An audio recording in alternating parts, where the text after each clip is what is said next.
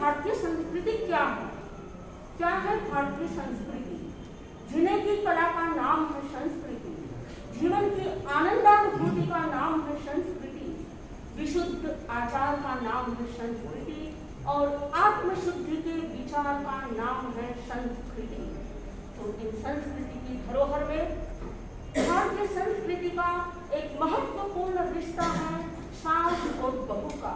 तो आइए हम जाने कि कैसा है सास और बहू का रिश्ता।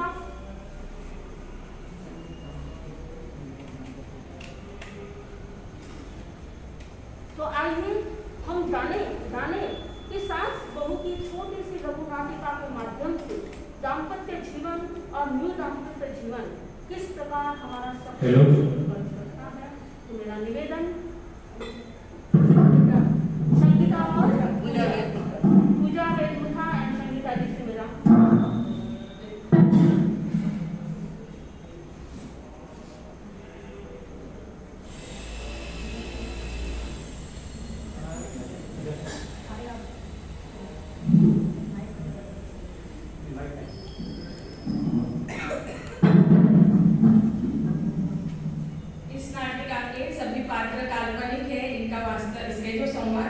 वास्तविक रूप से कोई संबंध नहीं है, तो इसका सबसे ध्यान रखें। पूजा, ओ पूजा, चलो आज अब भवन में जाना है, दाम्पत्य शिविर का आयोजन है। चलो पूजा, चलो। हाँ मम्मी जी, आप आगे चलो, मैं तुषार जी के साथ गाड़ी पे आ जाऊंगी। अरे बाप रे, नाम लिया तूने अपने पति का। हम लोग पता है, हम लोग तो भवन में जाना रहता था तो हमारे सासू जी के साथ में जाते थे। और नाम तो बाप रे बाप, क्या जमाना आया है। और पता है, भवन में भी जाना रहता था, चप्पल हाथ में लेके कॉर्नर तक जाते थे, फिर वहां पे चप्पल पहनते थे, गाड़ी पे बैठते थे। आज तो आप आजकल की बहुएं, बाप रे बाप। अरे मम्मी जी, ये तो कुछ भी नहीं है। परसों तो हमारी एनिवर्सरी है, हम तो गोल्डन लिफ्ट में डिनर भी करने को जाने वाले हैं। तो मैं सोच भी नहीं सकती, हम बड़ों के सामने तो बैठ भी नहीं सकते थे। और आप लोग घर में डाइनिंग टेबल पे, चेयर पे बैठ के दोनों साथ में खाना खाते, ये तो बात थी। पर आज तो तूने और नई बात बताई, गोल्डन लिफ्ट में खाना खाने जाना है। और पता है हम लोग ऐसे खाना खाने बैठते थे, घर में भी बैठते थे। तो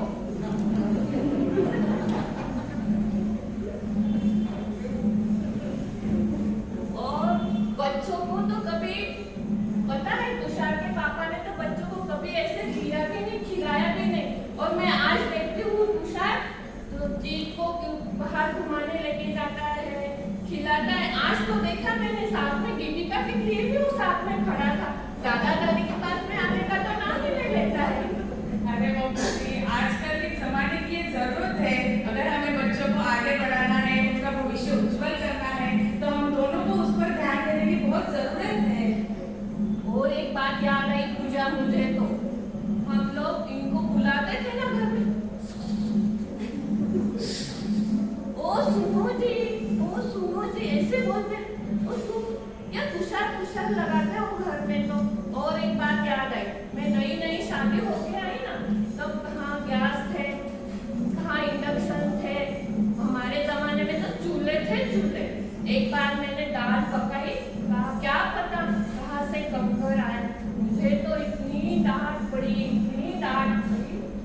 उन्होंने तो इतना भी बोल दिया, तुम्हारी आंखें हैं या बटन। मैं तो रो पड़ी। अरे मम्मी जी, मैं कहती थी तो मैं तो बोल देती थी, कंकड़ ही थी है। दांत तो 32 है ना, 32 दांतों से एक कंकड़ भी नहीं चमक सकते। ये है आजकल नए जमाने की नई बहुएं। अगर हमें हमारा कपल जीवन सफल बनाना है तो दोनों परियों का समान होना जरूरी है। अगर कोई कम नहीं है, कोई ज्यादा नहीं है, अगर हम दोनों एक दूसरे का साथ देंगे तो हमारा कपल जीवन अच्छे से बीतेगा। चलो इसीलिए साध्वी श्री जी ने कपल शिविर का आयोजन किया है। चलो अपन सुनते हैं, फिर भी मैं आपके जमाने से क्षमा लूंगी। इस नाटिका के सभी पात्र काल्पनिक है, इनका वास्तविक रूप से कोई संबंध नहीं है।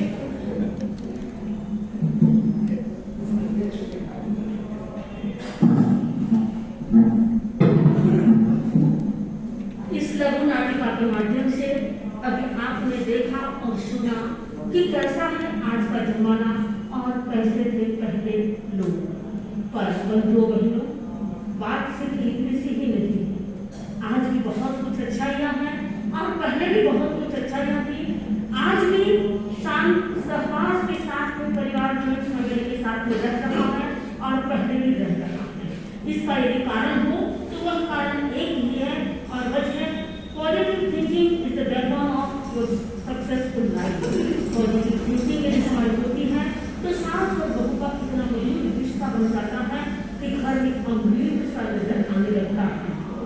अब इस शिविर में आप क्या सुनना चाहेंगे और जिनका हम इंतजार कर रहे थे, तो भगवान महावीर की वाणी के साथ ही अच्छे भाग्य के निर्माण का स्रोत क्या है।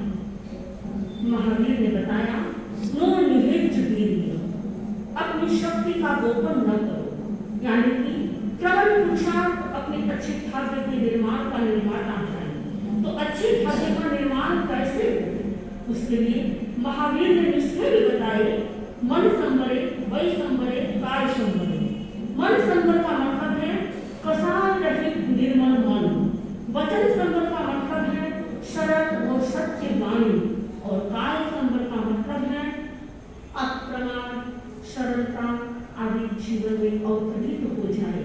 तो अब मैं अपने महत्वपूर्ण विचारों और अपने नॉलेजेबल प्रखर विचारों के साथ विनम्र निवेदन करना चाहूंगी वंदनीय शास्त्री जी से कि वो अपने प्रभावी और ढंगपूर्ण विचारों के साथ में परिषद को ये बताए कि किस प्रकार हम अपना भाग्य अच्छा बना सकते हैं और दाम्पत्य संबंध को कैसे मधुरपूर्ण बनाया जा सकता है, शांत सहवास के साथ कैसे रहा जा सकता है। तो विनम्र निवेदन वंदनीय शास्त्री जी।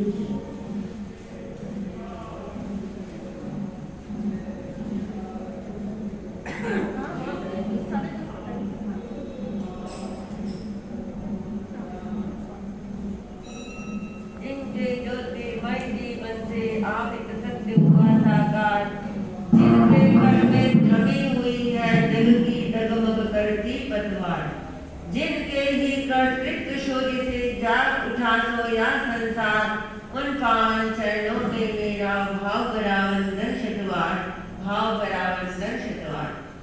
आराध्य देव के चरणों में वंदना। सात्विक उपस्थित धर्म प्रेमी भाई बहना, प्रवचन हमेशा ही होता है, हाँ हमेशा ही बैठने की स्थिति होती है, लेकिन आज कुछ नएपन को लिए हैं। जब व्यक्ति को नएपन की शुरुआत होती है तो पता नहीं कितने व्यक्तियों से संपर्क होता है। जन्म लेता है तो जन्म के साथ केवल एक पक्ष का ही परिवार होता है, संबंध होता है।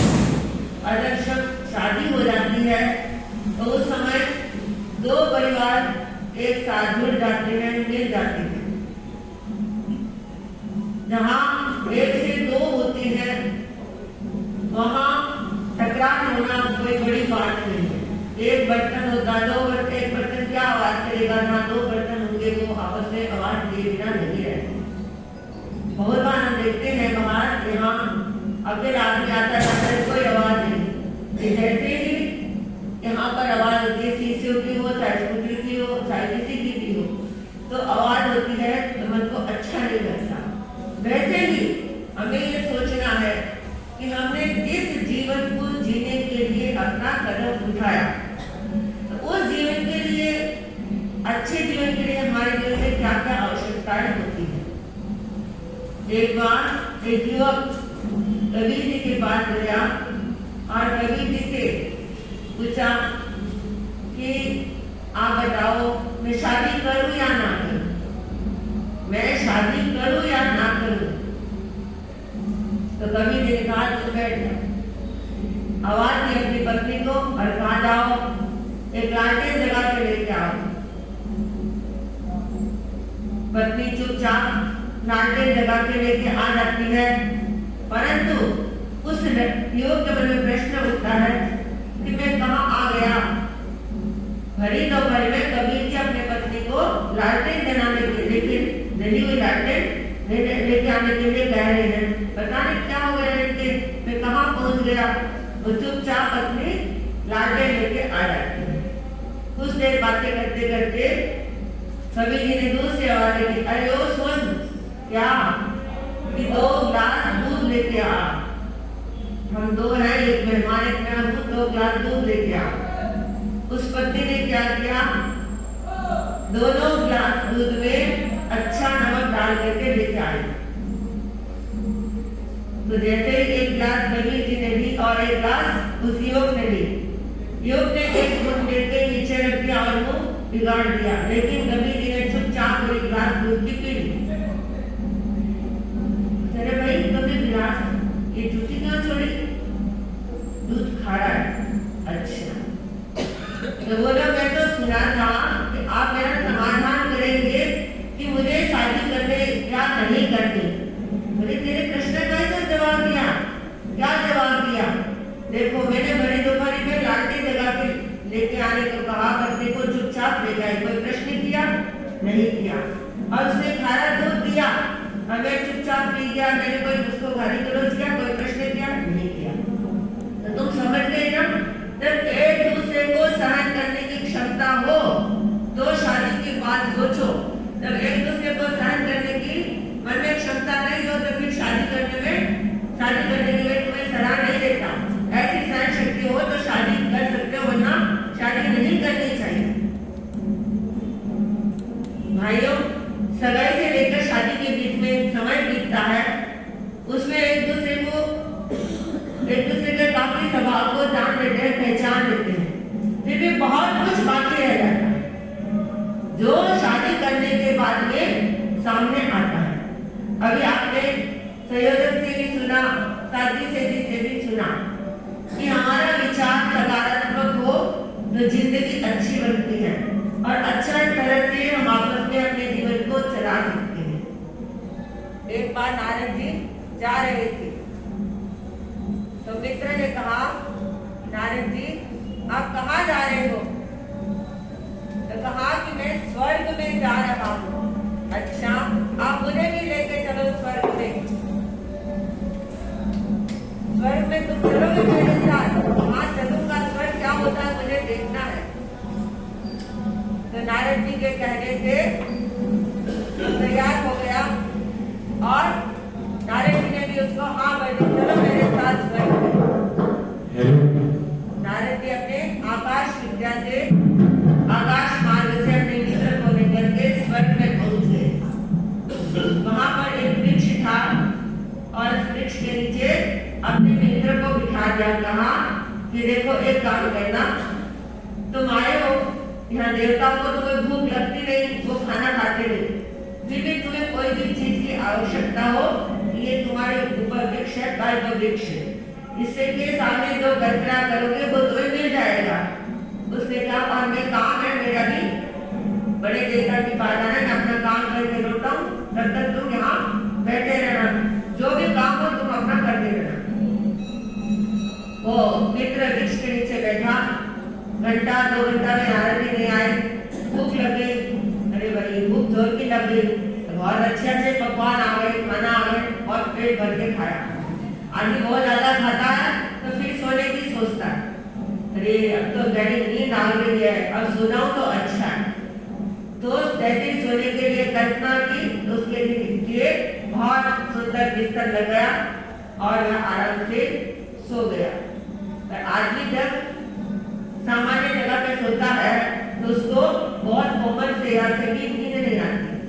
उसने कल्पना की, अरे बिस्तर भी अच्छा है, देवलोक भी है, अच्छा हो कोई अप्सराएं मेरे पैर दबाने के लिए, पग चमकी के लिए आ जाए।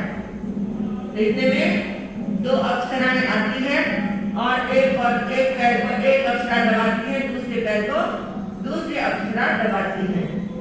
उसको ऐसे लगा कि बहुत अच्छा पैर दबाती है, वास्तव में अप्सराएं पैर बहुत बढ़िया दबाती है। उनके चिंतन का अगर मेरी पत्नी आगे देख लेगी यहाँ पर कि दूसरी औरतों के साथ दूसरी औरतों से मेरा पति पैर दबा रहा है, तो वो झाड़ू लेके मेरे पीछे हो जाएगी। इतना चिंतन किया, इतने में वो पत्नी झाड़ू लेके हाजिर हो गई, कल्पना की और वो झाड़ू लेके हाजिर हो गई। 2-4 जोर से लगाए कि क्या करते हो यहाँ पर, और उसके पीछे हो गई। वहां कैसे आ जाके वो भागता है और पीछे पीछे वो भागती है झाड़ू लेकर। नारे की रस्ते में मिले, अरे भाई क्या बात है, ये तो मेरा मित्र, ये तुम कहाँ जा रहे हो? देखो वो झाड़ू लेके यहाँ भी मुझे नहीं छोड़ी, यहाँ भी मेरे पीछे आ गई, घर में तो नहीं छोड़ती, यहाँ भी मेरे पीछे पीछे आ रही है और मुझे झाड़ू से मार रही है। रक्षा पीछे पड़ी है। हाँ? उस आदमी ने बोला नारायण से कि देखो घर पीछे रक्षा पड़ी हुई है। हाँ, कर्कशा मेरे पीछे पड़ी हुई है, देखो यहाँ पर भी नहीं छोड़ती। तो नारद जी ने कहा, तुम कल्प वृक्ष के नीचे बैठकर भी ऐसी कल्पनाएं करते हो, इसका मतलब तुम्हारी अभी कहाँ पर कौन सा चिंतन करना चाहिए, अच्छा या बुरा? तुमने अच्छा चिंतन किया तब तुम्हें बड़ा सुख की अनुभूति हुई, तुमने जैसे ही गलत चिंतन किया वैसे ही तुम्हारी पत्नी झाड़ू लेके आ गई। भाइयों, ये तो झाड़ू वो उसकी पत्नी थी, लेकिन पता नहीं हमारे भीतर कितने ऐसे नेगेटिव विचार आते हैं जिसके कारण हमारे आपसी व्यवहार कितने खराब हो जाते हैं, लड़ाई हो जाती है, एक दूसरे से बोलना बंद कर देते हैं। मैं नहीं बोलूंगा, ये तो हमेशा इनकी आदत रहती है, वो कहता है हमेशा इसकी आदत रहती है, और लड़ाई झगड़ा करना शुरू कर देते हैं। और जब लड़ाइयाँ बहुत ज्यादा हो जाती है तो ज्यादा क्या होता है, फिर एक दूसरे बोलने बंद हो जाते हैं। ऐसे ही एक पति पत्नी के बीच में झगड़ा हुआ और झगड़ा होते ही दोनों ने बोलना बंद कर दिया। तो पति ने एक दिन रात के समय में पति के हाथ से टॉर्च नीचे गिर गई, गिरने से उसकी काट टूट गई और वो जलने बंद हो गई। तो अपने हाथ के इशारे से ऐसे टॉर्च खोज रहा। उस पत्नी ने देखा, पता नहीं मेरे पति कब से खोज रहा है। तो उसने आके उसकी आवाज निकली, अरे कब से क्या खोज रहे, मोमबत्ती जला कर ढूंढ लो। उसने कहा हाँ मिल गया, जो ढूंढना था मुझे मिल गया, मुझे तेरे आवाज की तलाश थी और वो मिलनी थी, वो तेरी मिल गई। अब करे और कोई समस्या नहीं है। बस ऐसी लड़ाई जैसे आदमी दूसरे के विचारों को सही लेता है तब तो ठीक है। यहाँ बैठे हैं, उसमें से कई ऐसे भी हो सकती हैं। आदमी भोजन कर रहा था और भोजन करते करते उसके आंख में से आंसू आने लगे, उसके आंख से आंसू आने लगे। तो पत्नी ने पूछा क्या बात, आज इतने आंख में से आंसू क्यों आ रहे, क्या हो गया आपको, क्यों रो रहे हो? उसने कहा आज मुझे बहुत खुशी के आंसू आ रहे हैं। अच्छा, इतनी का खुशी? आज भोजन बहुत अच्छा बना है, बहुत स्वादिष्ट बना है। उसने कहा थोड़ी सी सब्जी और दे दो। नहीं, इससे ज्यादा खुशी में बर्दाश्त नहीं कर सकता, इससे ज्यादा खुशी में बर्दाश्त नहीं करता। आप बता समझते होंगे, सब्जी में इतनी ज्यादा मिर्ची डली हुई थी तो नाक कान सारे एक साथ बहने लगा, लेकिन बोलने का तरीका कितना अच्छा कि मैं इससे ज्यादा खुशी बर्दाश्त नहीं कर सकता। तो समझ गई कि मेरे हाथ में मिर्ची ज्यादा गिरी। आदमी को बोलने का तरीका होता है, पति पत्नी सबसे ज्यादा नजदीक का रिश्ता होता है पति पत्नी का, लेकिन उन रिश्तों के इर्द गिर्द कितने रिश्ते होते हैं, इन रिश्तों के इर्द गिर्द कितने रिश्ते होते हैं, माँ बाप का, सास ससुर का, भाई भाभी का, मामा मम्मी का, पता नहीं कितने रिश्ते होते हैं, बच्चों का कितने रिश्ते होते हैं। उन दायित्व जीवन में कितने सारे दायित्व उसके ऊपर आ जाते हैं। पर अगर दाम्पत्य जीवन स्वयं सुखी रह सकता है, उनकी विचारधारा अच्छी हो, अनेकांत का दृष्टिकोण हो, तो आदमी अच्छी तरह से जी सकता है, सबको लेकर के चल सकता है।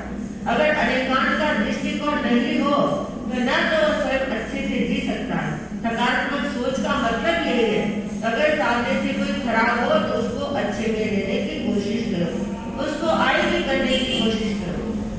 आप जानते हो अक्सर क्या होता है कि पति पत्नी साथ में रहते दाम्पत्य जीवन, जब आप साथ में रह सकते हो, साथ में मिल सकते हो, जब परेशानियां आती हैं तो उसको भी साथ में लेकर के उसको परेशानी का सोल्व भी कर सकते हो। जैसे मान लीजिए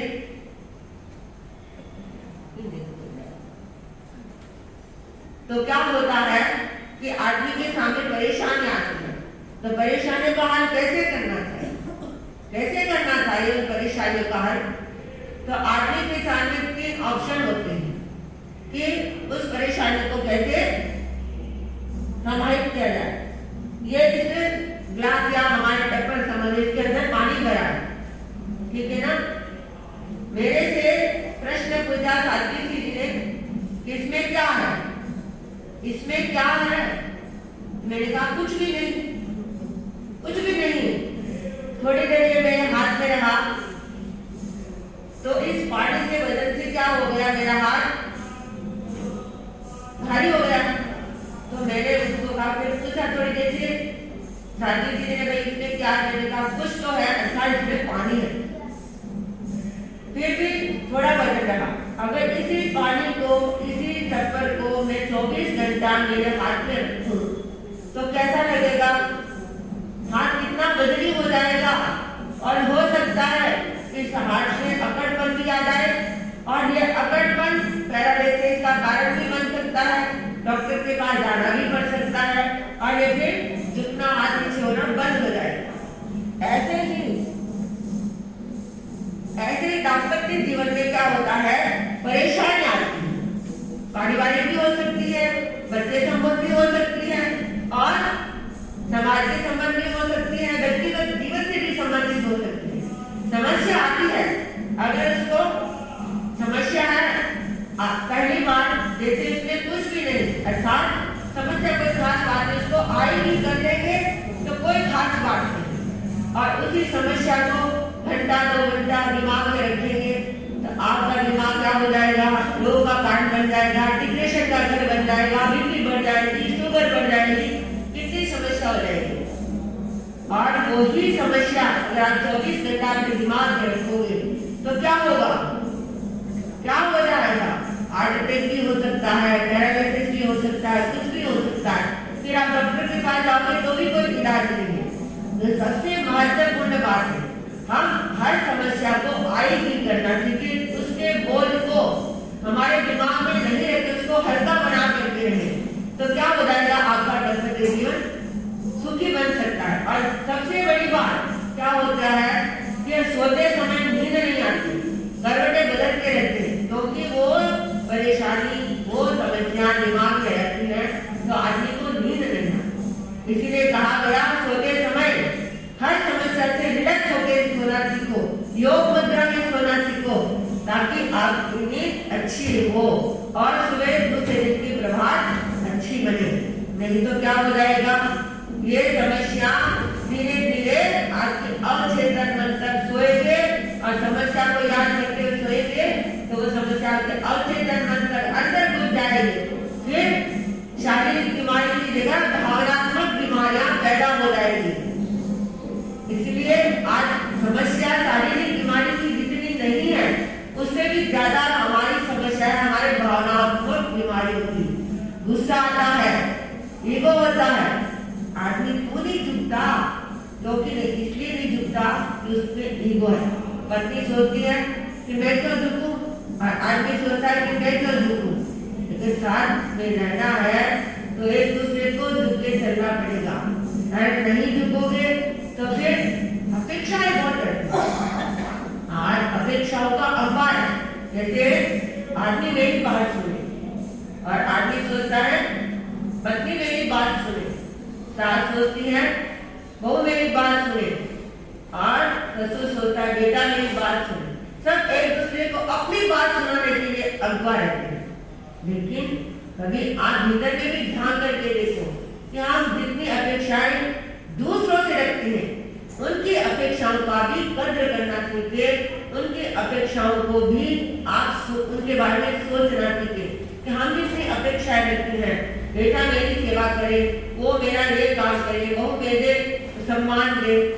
देखो आखिर में ऐसा है दूसरे की अपेक्षाओं को आप पूरा करोगे तो आपकी अपेक्षाओं को वो पूरी करेगा। ये पुराना जमाना नहीं है कि आपने कह दिया और उसने मान लिया, ये नहीं है। अब जमाने के साथ आपको चलना पड़ेगा। तो जमाने के साथ नहीं चलोगे तो सबसे बड़ी कमी कि शादी होने के बाद एक दूसरे को मतलब समझौता करना नहीं जानते। अगर समझौता करना जान जाए तो समस्याएं पैदा ही नहीं होती है। समझौता नहीं कर सकते। समझौता करने के लिए क्या करना होता है? ज्यादा कहते हैं कि अकबर ने फतेहपुर सीकरी के सेठ के बारे में बात ये करके पूछा कि भाई समझौता करने का सबसे बढ़िया तरीका क्या है? उसने कहा कि भाई सबसे बढ़िया तरीका है गम खाना। गम खाना।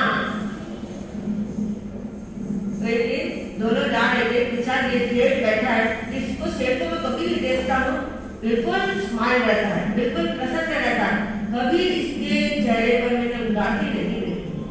तो बीरबल ने कहा इसका कारण है गम। अरे तो हमेशा अपनी ही बात करता है। नहीं, मैं आपको ये बताऊंगा कैसे होता है। तो गम खाने वाला आदमी हमेशा प्रसन्न रहता है। कैसे? तो दोनों एक दिन अकबर और बीरबल दोनों जा रहे और उसकी दुकान के सामने और एक ग्राहक आया। ग्राहक ने सौदा, उसने कहा देख मैं तो इस भाव में बेचता हूँ, तुम्हारा मर्जी हो तो उसका इससे ज्यादा और सस्ती मिलेगी, मैं तो यहाँ नहीं खरीदता। और ऐसा करके उसने एक छांटा लगा दिया उसके ऊपर।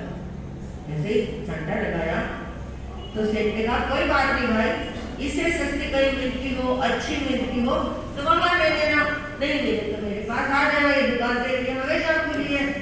ऐसे ही उसने जवाब दिया। तो अकबर देखते रह गए। अरे छांटा मांगा फिर भी सेठ ने कुछ नहीं कहा।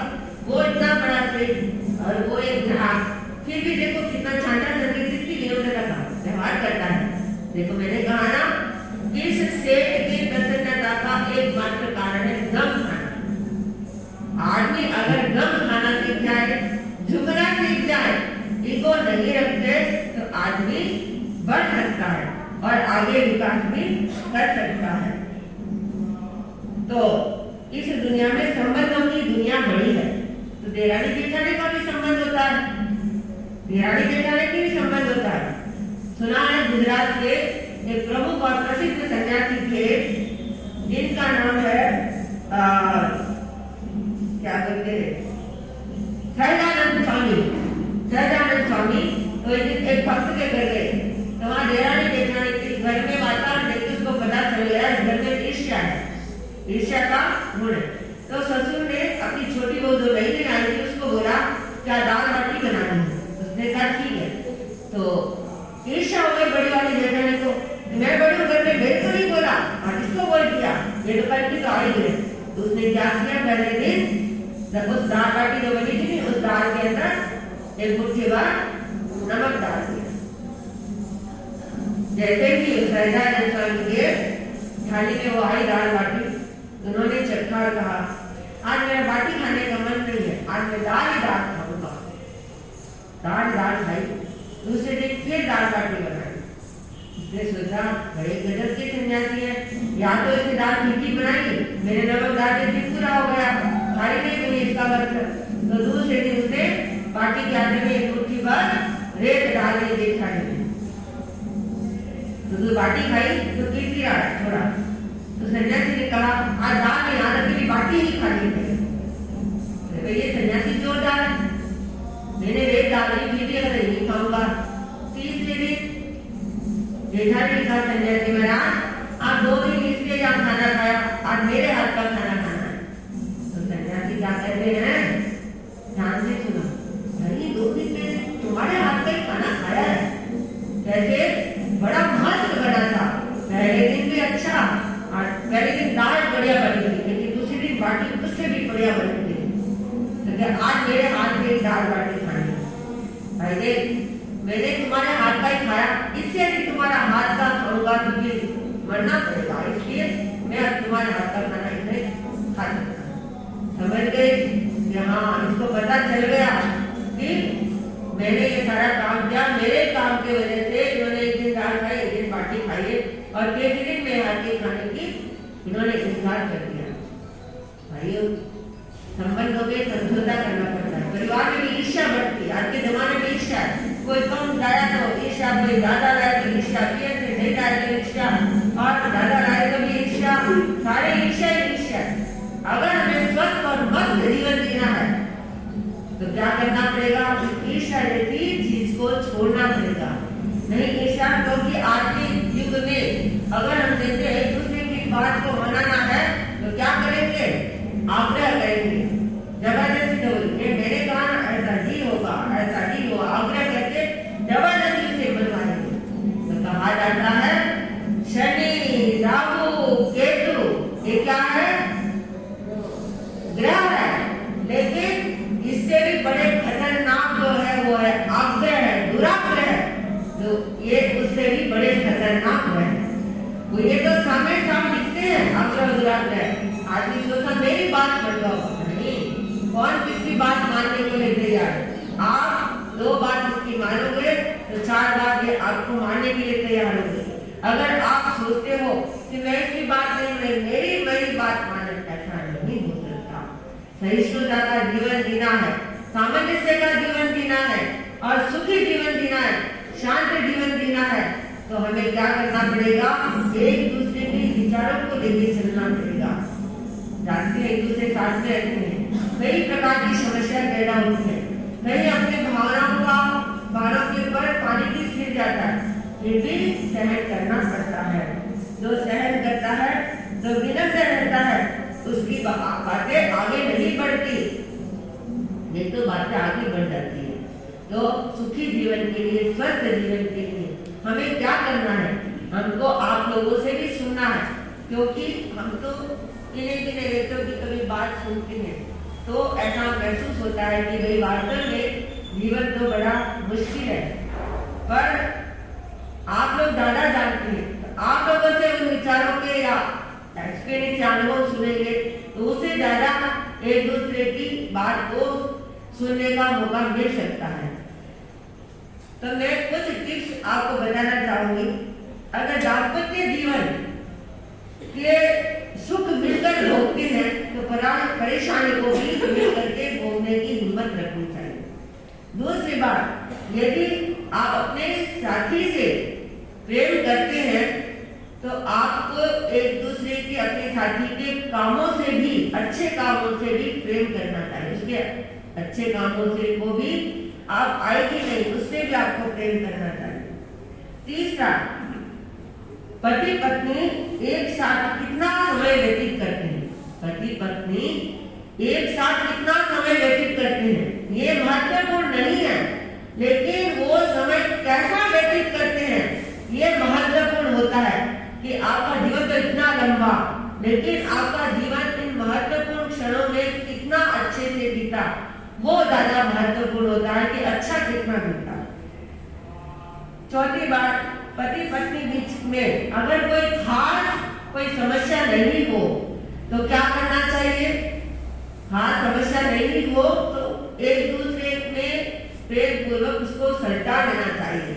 उस बात को अपने सास ससुर माँ बाप तक नहीं पहुंचाना चाहिए, क्योंकि जिस घर में माँ बाप का हस्तक्षेप होता है, जिस बेटी के घर में माँ बाप का हस्तक्षेप होता है, तो वो बेटी कभी अपना घर नहीं जमा सकती, अपनी जिंदगी कभी नहीं सुधार सकती।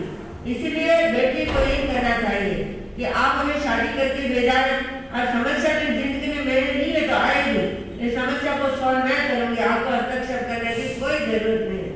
देखिए, हम छोटी छोटी बात को, सासू ने ऐसा कर दिया, मेरे आज मेरे पति ने ऐसा कर दिया, तो ये सारी बातें हर क्षण की खबर माँ बाप तक पहुँचना, इससे क्या होता है?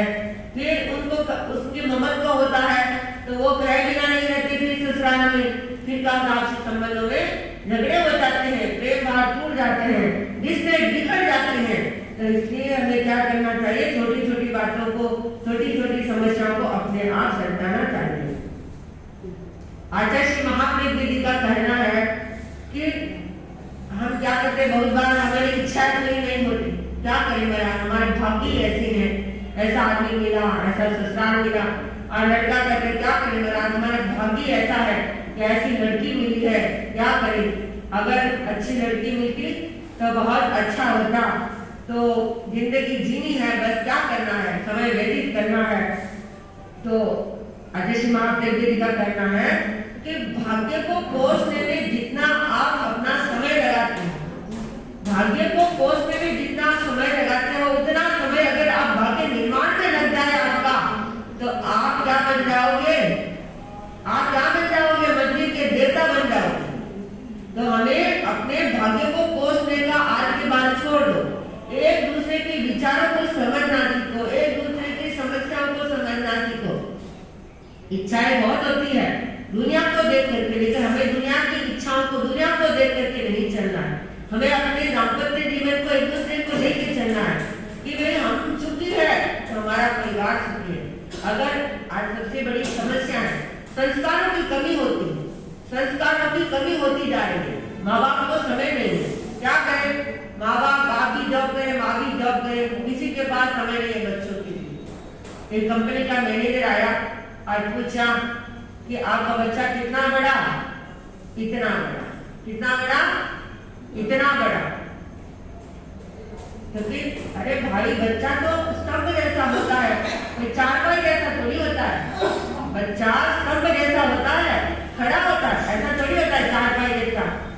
नहीं, बात ऐसी है भाई, मेरे पास फुर्सत नहीं है, मैं जब भी आता हूँ तो बच्चा सोया लेता है, और जब उठता हूँ उससे पहले बच्चा या तो सोया रहता है या उसकी छुट्टी होती तो सोया रहता है, नहीं तो मेरे उठने से पहले वह स्कूल चला जाता है। देखो आपके पास समय नहीं है, किसके पास समय है, समय किसको देना है, पहले ये देखो समय किसको देना है, किसको समय है। आने वाली पीढ़ी आपकी संस्कारित नहीं होगी तो आपका जिंदगी भर कमाया हुआ क्या काम आएगा। संग्रह करने में तो आप जिंदगी लगा दोगे, लेकिन भोगने में कितना समय लगाओगे। साहित्य इकट्ठा किया, वहां से वहां किया, और जीवन में एक पुस्तक ही नहीं पढ़ी तो साहित्य का संग्रह का क्या मतलब। धन संपत्ति इकट्ठी की, 18 पापों का सेवन किया, उन सबको संपत्ति को इकट्ठा करके भी आपके पास भोगने के जब इतना ये हो जाए, मकान हो जाए, और कुछ नहीं मिला, मकान बन जाए, गाड़ी आ जाए, मेरी जॉब लग जाए, और कुछ भी नहीं चाहिए, वो आ जाएगा। इतने में अब क्या पता आप पाई से रहे नहीं रहे, आपने सुविधाएं जुटाई और आपको सुविधा को भोगने के लिए आपके पास समय नहीं रहा, क्या करोगे, क्या करोगे। इसलिए आप अपनी समस्याओं के सामने घुटने टेकना नहीं, उसके सामने समस्याओं के सामने घुटने नहीं टेकना, ना उससे कोई लड़ाई नहीं, लेकिन समस्याओं के साथ समझौता करना सीखो। और जहाँ एक से दो होंगे समस्याएं भी आएगी, और नहीं तो क्या कहते हैं, जिंदगी खूबसूरत है, क्या है, जिंदगी खूबसूरत है, बस इसे समझने की जरूरत है। जिंदगी खूबसूरत है, बस इसको समझने की जरूरत है। समझे तो भगवान का घर है, समझे तो ये दाम्पत्य जीवन भगवान का घर है, और न समझे तो शैतान की सूरत है, न समझे तो शैतान की सूरत है। इसलिए आज अपेक्षा है कि मैं आज कितना ही बोलो, कितना ही विचार प्रस्तुत करो, लेकिन समय की सीमा है। आप लोग बहुत देरी से आए, समय से आखिर समय की एक तो बात होती है, जो मिलना चाहिए, जो ग्रहण करने की टाइम होता है, उस समय आप पहुंच नहीं पाते, हम भी समय कम देते हैं। आपके पास समय आते हैं लेट और जाने की जल्दी होती है, फिर क्या करें, जितना समय होगा उतने नहीं, हमें जो बनना है वही बन पाएगा। तो हमारे विचार तो और बहुत, इनको भी सुनना था, हमें भी और करना था, इनको भी करना था, लेकिन समय की सीमा है, तो मैं अपने विचार को यही विराम देती हूँ। ओम आनंद।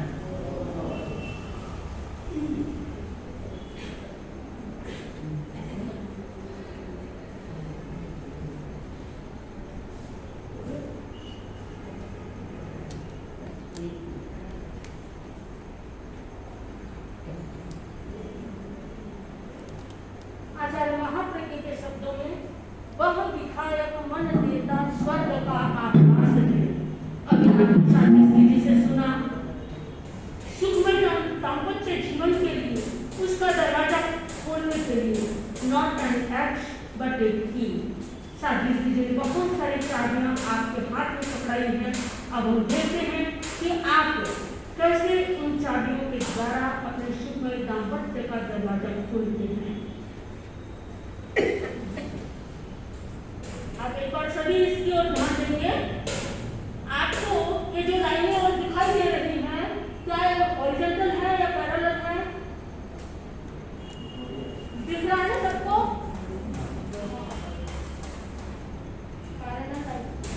हॉरिजॉन्टल और स्लॉप या पैरेलल?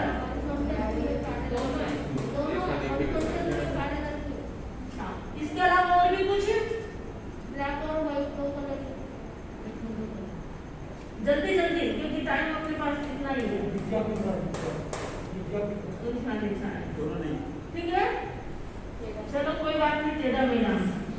बस मैं आपको इतना ही करना चाहती हूँ, टाइम नहीं है ज़्यादा मेरे पास में। ये जो लाइनें आपको दिख रही है वो इक्वल है, ना हॉरिजॉन्टल है ना स्लॉप है, कुछ भी नहीं है। बस जो बॉक्स रखे हुए हैं, बॉक्स आगे पीछे, बॉक्स जो रखे हुए हैं उसकी टेक्निक अपनी अलग है।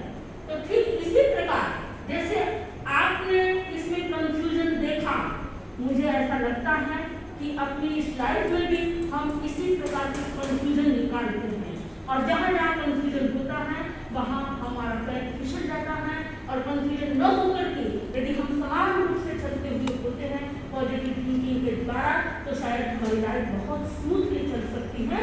तो अब हमारी लाइफ को स्मूथली चलाने के लिए सिर्फ 1 मिनट की प्रतियोगिता, नमस्कार महामंत्र प्रतियोगिता। आप सबके हाथ में बलून और एक पेन आएगा। 1 मिनट के अंतर्गत आप कितनी बार नमस्कार महामंत्र को लिख सकते हैं? जल्दी से हाँ, सबके हाथ में आ जाए। फिर उसके बाद में मैं ओम बोलूंगी, तब आप लिखना स्टार्ट करेंगे, फिर हम लिखेंगे।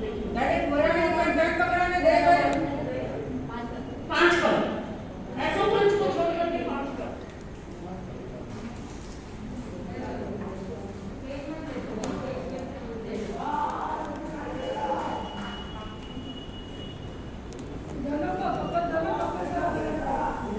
दोनों मिलके एक पंच डबल